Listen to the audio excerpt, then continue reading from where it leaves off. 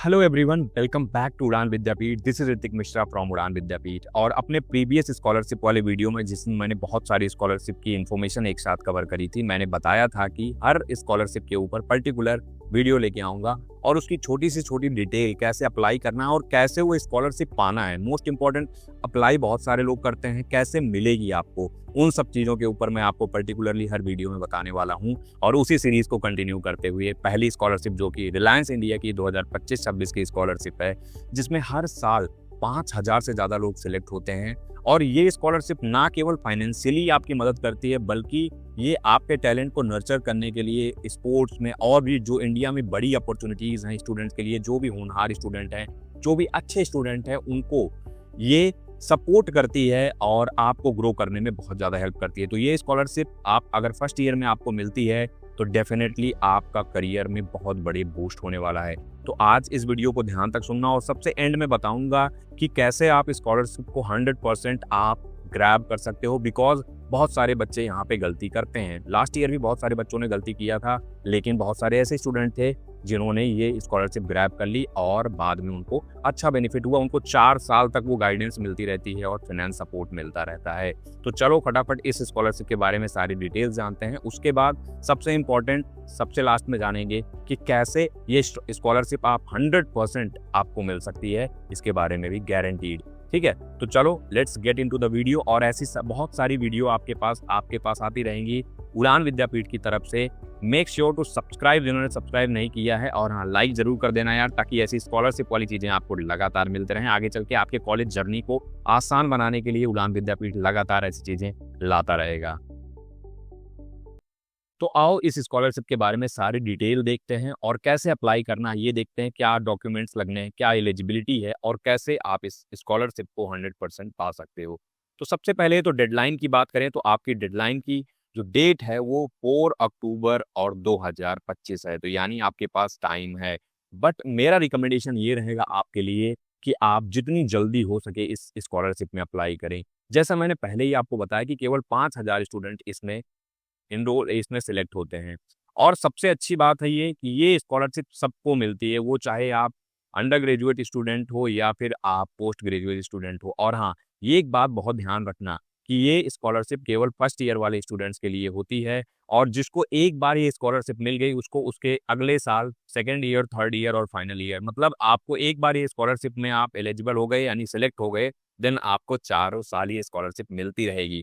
तो चलो इसके बारे में जानते हैं।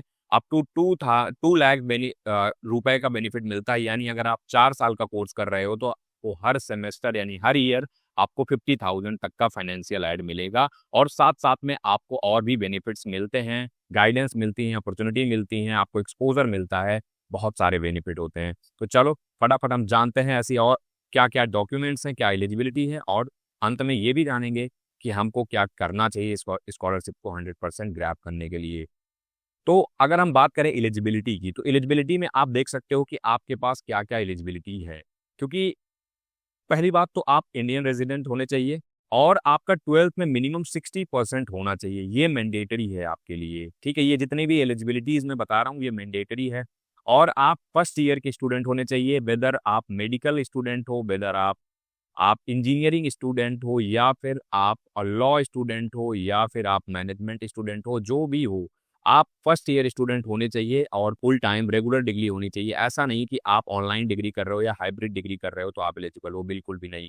और जो आपकी इनकम होनी चाहिए वो लेस देन 15 लाख होनी चाहिए। और जो प्रेफरेंस दी जाएगी, जिन बच्चों को प्रेफरेंस दी जाएगी, वो 2.5 लाख से कम जिनकी इनकम है उनको ज़्यादा प्रेफरेंस दी जाएगी। तो जो भी स्टूडेंट इस कैटेगरी में लाई करते हैं, उन स्टूडेंट को मैं रिकमेंड करूंगा कि आप लोग अपने फॉर्म को अपने अप्लाई जब करिए तो बहुत ध्यान से करिएगा, गलती मत करिएगा, और आपके पास ज़्यादा चांसेस हैं इस स्कॉलरशिप को ग्रैब करने के लिए। और एप्टीट्यूड मैंडेटरी होता है। अब ये होता है ऐसी चीज़ जो सबसे इम्पॉर्टेंट होता है, और इसी के बारे में मैं आपको मोस्ट इम्पॉर्टेंट ट्रिक बताने वाला हूँ, या फिर आप कहो गाइडेंस देने वाला हूँ, जिससे आप इस एप्टीट्यूड को 100% से क्लियर कर सको और आप इस स्कॉलरशिप के लिए एलिजिबल हो जाओ और सिलेक्ट हो जाओ। और जैसे मैंने बताया कि आपको 2 लाख तक का बेनिफिट मिलता है, जिसमें अगर आपका 4 ईयर का कोर्स है तो आपको 50,000 तक की स्कॉलरशिप हर ईयर मिलेगी, प्लस साथ में गाइडेंस एंड एक्सपोजर भी मिल रहा होगा। और आपको ये जान लो कि यहाँ मैंने जो बताया फाइनेंशियल सपोर्ट तो मिलता ही है, student with network opportunities and strong alumni network भी यहाँ पे मिलता है। तो इन सारे बेनिफिट्स के साथ ये स्कॉलरशिप आपके साथ आती है। और ये स्कॉलरशिप ऐसा नहीं कि केवल आपको एक बार मिल गई तो है, मिल गई तो अगले साल फिर से अप्लाई करना, ये भी नहीं है। ये इसका बेनिफिट ये है कि आपको चारों साल मिल रही होगी। अब आगे जानते हैं हम डॉक्यूमेंट्स के बारे में, क्या क्या डॉक्यूमेंट्स यहाँ पे आपको लगने हैं, किन किन डॉक्यूमेंट्स को अप्लाई आपको होना चाहिए। सबसे पहला तो आपके पास फोटोग्राफ होना चाहिए, पासपोर्ट साइज, वो तो आपके पास होगा ही। एड्रेस प्रूफ जो कि आप आधार यूज कर सकते हो या फिर आप अपना डोमिसाइल यूज कर सकते हो। मार्कशीट आपके पास है 10th-12th की, जो भी बोर्ड है उसकी। उसके बाद आपके पास बोनाफाइड स्टूडेंट सर्टिफिकेट होना चाहिए, जो भी करंट कॉलेज या करंट इंस्टीट्यूशन में आप पढ़ रहे हो, ये भी आपका ज़रूरी होता है। इसके बाद अगर आपकी कोई डिसेबिलिटी है तो ऑफिशियल डिसेबिलिटी सर्टिफिकेट आपका होना चाहिए रिलेवेंट गवर्नमेंट अथॉरिटी से, अगर आप अप्लीकेबल हो तो।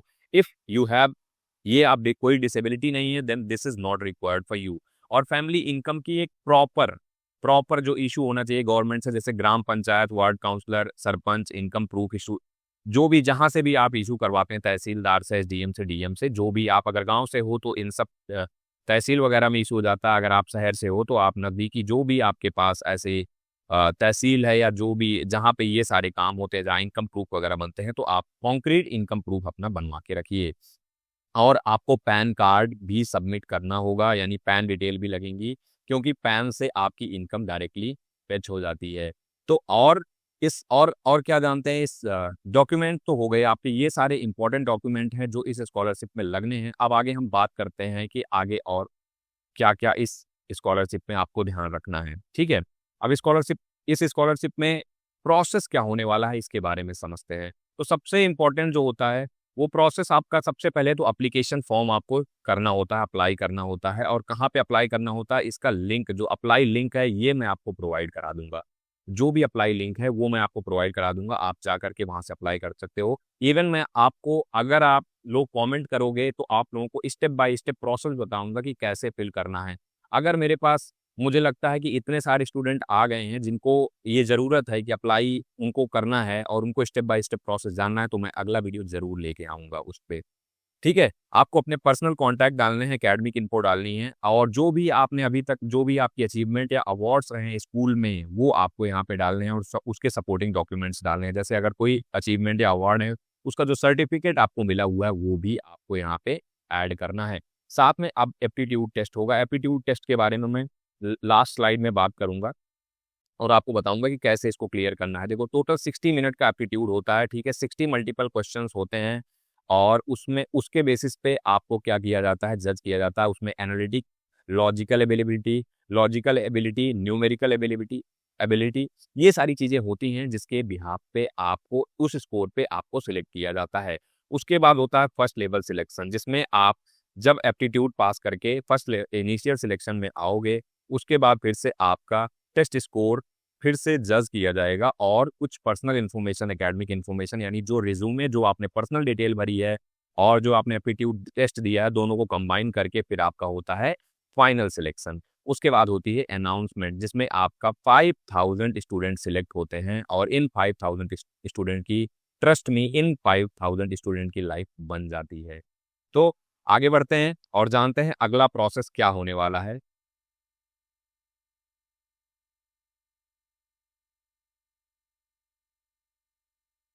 अब कुछ इंपॉर्टेंट चीज़ें हैं जिनके बारे में आपको जानना ज़रूरी है, क्योंकि कुछ स्टूडेंट हैं जिनको यहाँ पे बहुत सारे कन्फ्यूज़न होते हैं, तो वो चीज़ें भी आप समझ लो, ज़्यादा इंपॉर्टेंट रहेगा। All applicants are required to complete online aptitude test as part of application. अगर आपने अपना एप्टीट्यूड टेस्ट कंप्लीट नहीं किया है, देन आप सिलेक्ट नहीं हो पाओगे, क्योंकि आपने कंप्लीट ही नहीं किया है प्रोसेस।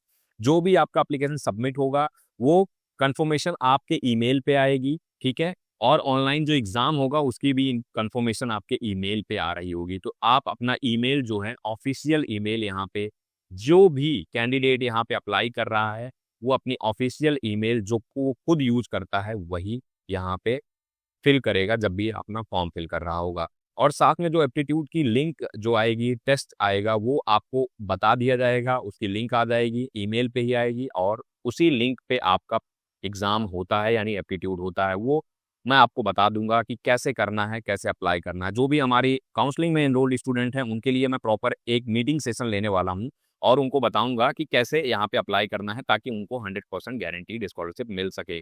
अब एप्लीकेशन जब भी आपको कंप्लीट हो जाए तो वो चीज़ आपको स्कोर जो होता है वो आपको नोटिफाई नहीं किया जाता है, वो खुद रखते हैं। जब भी आप फाइनल सेलेक्ट हो जाते हो तभी आपको अप्लाई अगर आप पहला स्टेप क्रॉस कर गए हो तो सेकंड स्टेप के लिए आपके पास मेल आ जाएगा, सेकंड क्रॉस कर गए हो तो थर्ड के लिए आ जाएगा। ठीक है, और थर्ड यानी फाइनल होता है।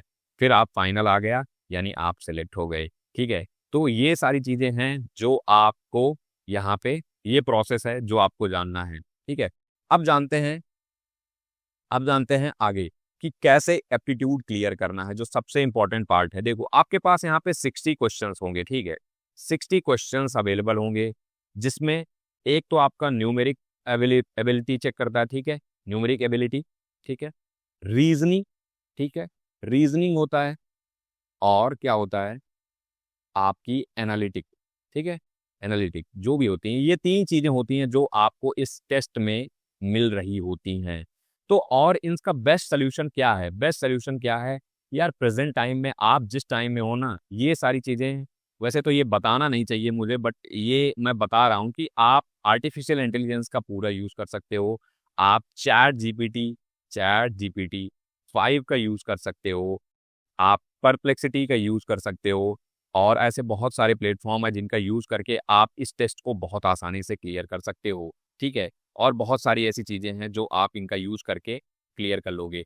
अगर आपको पूरा प्रोसेस जानना है कि कैसे ये टेस्ट होता है और कैसे हम इन सब का यूज करके इस टेस्ट को क्लियर कर सकते हैं, अगर टेस्ट क्लियर करना है तो आप कमेंट करो कि टेस्ट क्लियर करना है और इस स्कॉलरशिप को 100% गारंटीड मुझे फोड़ना है, तो मैं आपके लिए एक डेडिकेटेड वीडियो लेके आऊंगा जिसमें मैं रिलायंस में जो पूछे गए क्वेश्चंस हैं उनको आपको दिखाऊंगा कि कैसे आप इस ट्रिक का या एआई का यूज करके उन स्कॉलरशिप को, उस टेस्ट को पास कर सकते हो। तो इनके बारे में बताने वाला हूँ। ठीक है, तो आप लोग अगर ये चीज चाहिए आपको तो कमेंट जरूर करना, मैं आपके लिए जरूर लेके आऊंगा। ओके, और हमेशा से ध्यान रखना है कि आप कोई गलत डिटेल ना भरो, आप कोई अनऑफिशियल ऐसी डिटेल ना भरो जो आप जैसे ऐसे कोई सर्टिफिकेट या ऐसी चीजें फेक ना डालो जिससे आपको बाद में दिक्कत हो।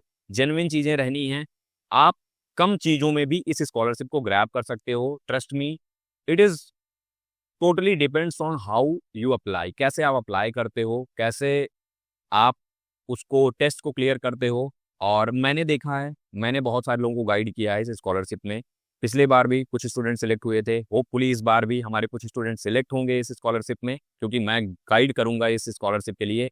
और अगर कोई गलती नहीं करना है तो ध्यान रखना है और अपने 4 ईयर की इस जर्नी को ना इस स्कॉलरशिप के थ्रू बहुत मज़ेदार बनाना है। ऐसी बहुत सारी और स्कॉलरशिप आने वाली हैं, मैं लगातार कंटिन्यू वीडियो आपके लिए ले आता रहूँगा। कैसे अप्लाई करना है, क्या क्या चीज़ें हैं, कैसे टेस्ट क्लियर करना है अगर वो चीज़ें हैं, कैसे एलिजिबिलिटी है, क्या चीज़ें हैं, और क्या सही टाइम होता है, और कितनी स्कॉलरशिप। बहुत सारे लोगों के मन में होता है कि भैया स्कॉलरशिप एक मिल गई मुझे, नहीं, बहुत सारी ऐसी स्कॉलरशिप हैं यार जो आप ले सकते हो, कोई दिक्कत नहीं है। ठीक है, तो ऐसी बहुत सारी स्कॉलरशिप आपके लिए आती रहेंगी, तो मेक श्योर आप लोग चैनल पे बने रहना।